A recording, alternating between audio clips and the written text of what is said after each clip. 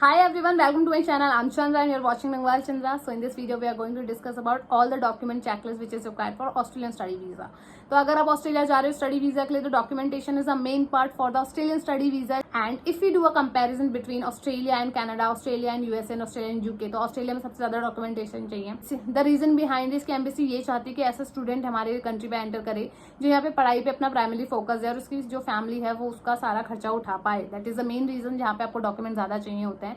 तो will talk about step by step कि आपको क्या प्रोसीजर होता है, सबसे पहले क्या करना होता है. देखो गाइस, सबसे पहले आपको ऑफर लेटर अपना अप्लाई करना होता है. तो सबसे पहले आपको चाहिए जो भी आपकी लास्ट ग्रेजुएशन है गाइस, उसका आपको मार्कशीट चाहिए, सर्टिफिकेट चाहिए, एलओआर चाहिए, एमओआई चाहिए, ट्रांसक्रिप्ट चाहिए. उसके बाद आपका नो बैकलॉग सर्टिफिकेट भी यहाँ पे रिक्वायर्ड होता है. कुछ यूनिवर्सिटी बैकलॉग एक्सेप्ट कर लेती है, कुछ नहीं करती है. वो आपको चेक करना पड़ेगा जिस यूनिवर्सिटी में आप कर रहे हो उनकी क्या डिमांड है. इसके अलावा इंग्लिश प्रोफिशिएंसी टेस्ट मांगा जाता है. और ऑस्ट्रेलिया में विदाउट आईएलटीएस या विदाउट पीटी आप इनिशियली एटलीस्ट अप्लाई कर सकते हो. आपको एक कंडीशन ऑफर लेटर आता है, उसके बाद आप उसे जमा कर सकते हो. तो ये आपके पास एक यहाँ पे थोड़ा सा एडवांटेज मैं कहूंगी. इसके अलावा एल और एमओआई आपका मीडियम ऑफ इंस्ट्रक्शन ये देखने के लिए आता है कि आपने इंग्लिश में किया है, और लेटर ऑफ रिकमेंडेशन आप अपने किसी भी फैकल्टी या आपकी यूनिवर्सिटी के डीन वगैरह से करवा सकते हो. वो सर्टिफाइड होना चाहिए. बस ये सब चीज करने के बाद अगर आप एक्सपीरियंस हो तो आपके पास एक्सपीरियंस लेटर होना चाहिए अगर आप जॉब कर रहे हो.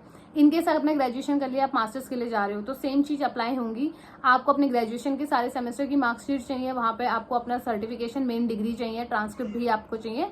और मास्टर्स के लिए अगर आप जा रहे हो तो मेक श्योर कि आपके बीच में कोई गैप नहीं होना चाहिए. गैप थोड़ा सा इशू करता है, और अगर गैप है तो मेक श्योर आप उसको कवर कर रहे हो या फिर इंटर्नशिप से या फिर आपकी जॉब से. और अगर आप एक्सपीरियंस हो तो आपका एक्सपीरियंस लेटर के साथ आपकी सैलरी स्लिप लगेगी, आपका आईटीआर फॉर्म 16 जितना भी आपका एक्सपीरियंस है, ताकि ये प्रूफ हो जाए कि आप जेन्युइन हो और आप फेक तरीके से वहां नहीं जा रहे हो. ये तो कुछ प्राइमरी ऐसे डॉक्यूमेंट्स है जो आपको चाहिए ही चाहिए. इसके अलावा इसके साथ आपको एक सीवी चाहिए या फिर रेज्यूमे हम बोल सकते हैं. ये अटैच होगा दोनों में, मतलब तीनों केसेस में. चाहे आप 12th के बाद जा रहे हो, चाहे आपके पास एक्सपीरियंस है, आप मास्टर्स के लिए जा रहे हो, चाहे आपको एक्सपीरियंस नहीं है, डायरेक्ट बैचलर्स के बाद जा रहे हो. तो ये चीजें तो आपकी प्राइमरी रिक्वायरमेंट है. इसके अलावा गाइस आपको यहाँ पे जो मेन पंगा पड़ता है वो पड़ता है आईटीआर का. वो भी आपको यहाँ पे आपके ऑस्ट्रेलिया स्टडी वीजा के लिए स्पॉन्सर कर रहा है. मेक श्योर आपके स्पॉन्सर की जो एनुअल आईटीआर है आफ्टर डिडक्शन वो 10 लाख होनी चाहिए. ये रूल पहले इतना मैंडेटरी नहीं था, but now it is mandatory कि आपके स्पॉन्सर की जो लाइक एनुअल इनकम है वो आफ्टर डिडक्शन, आफ्टर आईटीआर, उसमें शो होना चाहिए 10 लाख. अब आपको कौन कौन स्पॉन्सर कर सकता है ऑस्ट्रेलिया के लिए? तो देखो, आपके ब्लड रिलेटिव ही आपको ऑस्ट्रेलिया के लिए स्पॉन्सर कर सकते हैं. आप किसी को भी जाके नहीं बोल सकते कि वो उन्हें स्पॉन्सर करे. There are so many reason behind this.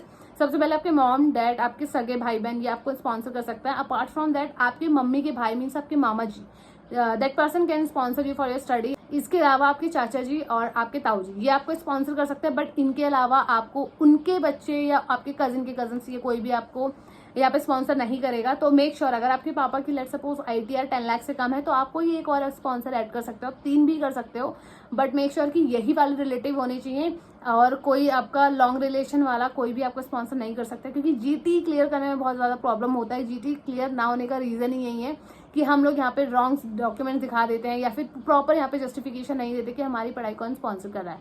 And what is the reason behind 10 lakh of ITR is की एम्बेसी ये चाहती है कि यहाँ पे जब स्टूडेंट पढ़ने आए तो वो सिर्फ अपनी पढ़ाई पे फोकस करे, उसका मेन प्राइमरी काम ही पढ़ाई पे हो और वो पार्ट टाइम जॉब या पैसे कमाने के चक्कर में ना पड़े, ताकि उसकी जो फैमिली है इंडिया में या जो उसको स्पॉन्सर कर रहे हैं वो उसको इजीली वो उतना रहने का खर्चा दे पाए.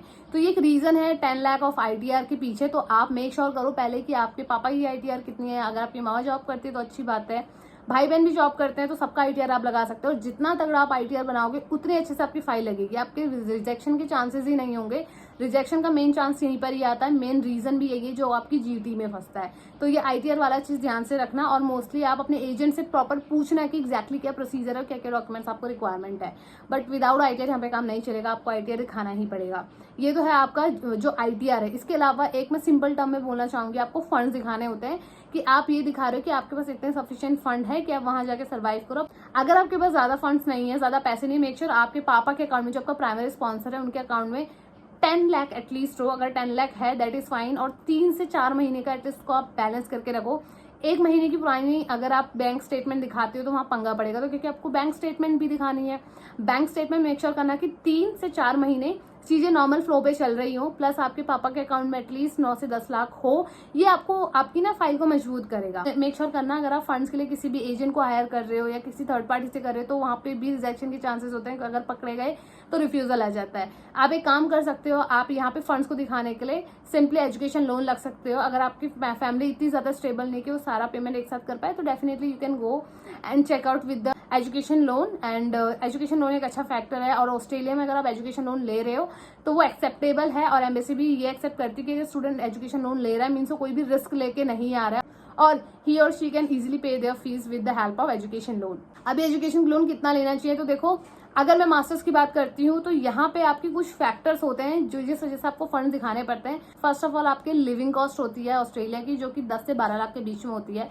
आपका यहाँ पे ओवरसीज हेल्थ इंश्योरेंस होता है, जो कि मास्टर्स का 2 साल का 1.5 लाख अराउंड बैठता है। मैं एग्जैक्ट नहीं बता रही हूँ, थोड़ा सा जैसे आपको करीबन बता रही हूँ ताकि आपको आइडिया हो जाए। इसके अलावा आपकी 1 साल की फीस होती है, और उस फीस के साथ साथ आपका ट्रांसपोर्टेशन का भी खर्चा होता है कि आपका जाना।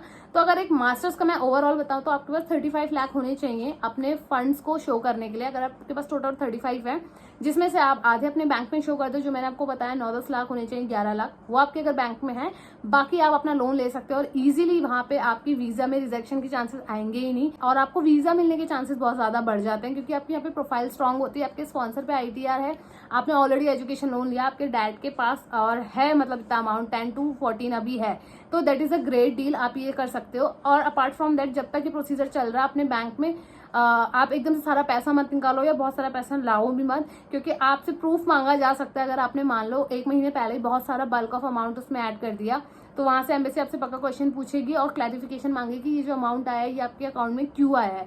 क्योंकि कुछ लोग ऐसा भी करते हैं कि किसी एजेंट से कुछ इंटरेस्ट पे पैसा ले लिया और अपने फंड्स में शो कर दिया, तो अगर यहाँ पे आप पकड़े गए तो यहाँ पे आपको प्रॉब्लम आएगी, तो इसका ध्यान रखना। इसके बाद गाइज ये मोस्टली आप ध्यान रखना, ये ITR वाला जो मैंने आपको बताया स्पॉन्सर्स का, दूसरा ये फंड्स, अगर ये आपके क्लियर है ना, ये चीजें आपने प्रॉपर बैलेंस कर ली है, तो उसके बाद तो बहुत ईजी है। भले ही आप CA की हेल्प लो इनकम टैक्स के लिए, भले आप CA की हेल्प लो फंड्स को शो करने के लिए, तो आप एक रिपोर्ट भी प्रिपेयर कर सकते हो। मोस्टली लोग क्या करते हैं जो एजुकेशन लोन नहीं लेते हैं, वो एक रिपोर्ट प्रिपेयर कर लेते हैं जिसमें सब दिखा देते हैं कि उनके पास कितना लिक्विड कैश है, कितना उनकी प्रॉपर्टीज है, और क्या क्या चीजें हैं कि इनकी क्या वैल्यू है, तो इवैल्यूएशन करा लेते हैं पूरा, तो आप वो भी कर सकते हो। बट अगर आपने एजुकेशन लोन लिया है that is more than enough. अगर आप 30-40 लाख का ले रहे हो तो उनको एक सैंक्शन लेटर चाहिए होता है, अप्रूवल चाहिए होता है। अगर आपके पास मतलब आपके लोन का सैंक्शन अप्रूवल है तो इजीली आपका सारा कुछ प्रोसेस आगे हो जाता है। उसके बाद आपकी GT में बैठना है, GT में आपके पास क्वेश्चन पूछे जाते हैं इसी से बेसिस, तो बी प्रिपेयर, और सब आपको सारी चीजें पता होनी चाहिए कहाँ से आपने क्या अरेंज किया है और क्या एग्जैक्टली जेन्युइन है। तो एक बार आपने GT यहाँ पे क्लियर कर ली है तो वो डॉक्यूमेंट्स आपको सारे मिल जाते हैं। और ओवरसीज हेल्थ इंश्योरेंस मैंने आपको बताया ये इंपॉर्टेंट है। जब ये सारा कुछ हो जाता है तो मेक श्योर आपका सब कुछ डॉक्यूमेंटेशन प्रॉपर होना चाहिए। 3-4 महीने के लिए अपने बैंक को इधर से उधर मत वो करना, और आप अपनी फाइल वहाँ फिर एम्बेसी में लगा सकते हो। फिर थोड़े से कुछ और डॉक्यूमेंट्स वो मांगते हैं एज पर योर कैटेगरी। अगर आप एक्सपीरियंस है तो ITR वगैरह आपसे मांगेंगे। अगर एक्सपीरियंस नहीं हो, आपने बैचलर्स की उसके बाद ग्रेजुएशन कर रहे हो, तो वहाँ पे आपसे पूछ सकते हैं। और प्लस कुछ यूनिवर्सिटी की तरफ से क्वेश्चन का एक फॉर्मेट भी होता है, ऑफ लेटर देने से पहले वो आपसे पूछते हैं कि आप यहाँ क्यों आना चाहते हो, आपका रीजन क्या है। और मेक श्योर आप ना ये GT के टाइम पे जो इंटरव्यू होता है उसमें भी अच्छे से ध्यान दे रहे हो, क्वेश्चन सारे प्रिपेयर करके रखना। वो आपसे कुछ भी पूछ सकते हैं, और उनका इंटेंशन ये पूछने का ही होता है कि आप अपने ग्रेजुएशन या फिर अपने मास्टर्स के बाद आपके क्या इंटेंशन है, क्या आप अपनी होम कंट्री वापस रहना चाहते हो या फिर आप ऑस्ट्रेलिया में रहना चाहते हो। तो कहीं से भी एम्बेसी ऑफिसर या फिर आपकी GT के जो भी इंटरव्यूअर है उनको ये शो मत करना कि आपका जाने का इंटेंशन वहाँ पे सेटलमेंट का है। हमें यही दिखाना है और यही बताना है कि yes you want to come back to your home country, क्योंकि वो हमेशा यही अलाउ करते हैं कि आप वहां जाकर के पढ़ाई करके अपनी कंट्री में वापस आएंगे। तो ये कुछ फैक्टर्स होते हैं जो आपको कंसीडर करना है। अगर ये डॉक्यूमेंट्स मेन जो मैंने आपको बताया ये आपके पास हैं तो आप इजीली ऑस्ट्रेलिया के लिए क्वालिफाइड हो। अपार्ट फ्रॉम दैट लोग और कुछ एडिशनल डॉक्यूमेंट्स भी रखते हैं, आप लगा सकते हो जो कि आपकी फाइल को स्ट्रॉन्ग करे। बट ये बेसिक ऐसे डॉक्यूमेंट्स है ना जिनका होना बहुत ज्यादा जरूरी है। अगर आपका इनकम टैक्स 9 से 10 लाख का है तो एक स्ट्रॉन्ग प्रोफाइल क्रिएट करता है, तो मेक श्योर करना इस चीज को तो पक्का करना। और एक फंड्स और इनकम टैक्स वाला बहुत ज्यादा इंपॉर्टेंट है। अगर ये चीज आपकी पक्की है तो फिर वीजा के रिफ्यूजल्स आने के चांसेस बहुत ज्यादा कम है। I will share my experience as soon as possible, जैसे ही चीजें आगे बढ़ेंगी तो एग्जैक्ट मैं आपको बता पाऊंगी। But this is what I am going through. मैंने वही चीज आपको अभी शेयर किया है कि क्या क्या मेरे डॉक्यूमेंट्स लगे हैं, क्या क्या मुझे जरूरत पड़ी है। तो this is all about today's video. अगर वीडियो जरा भी पसंद आए तो don't forget to like and subscribe the channel. और प्लीज मुझे भी बताओ कि आप कौन सी यूनिवर्सिटी जा रहे हो और किस यूनिवर्सिटी में आपने प्लान करा है जाने का, and if you are planning for Australia. But अगर ऑस्ट्रेलिया के अलावा भी आप किसी कंट्री में अप्लाई कर रहे हो तो please let me know in the comment section. और अगर आपके पास और भी कोई क्वेश्चन है तो आप मेरे इंस्टाग्राम पे भी मुझे फॉलो कर सकते हो और वहाँ पे मुझसे अपने डिजायर क्वेश्चन पूछ सकते हो। So I will try to help you as soon as possible. So bye, take care. This is all about today's video. See you in my next video. Bye.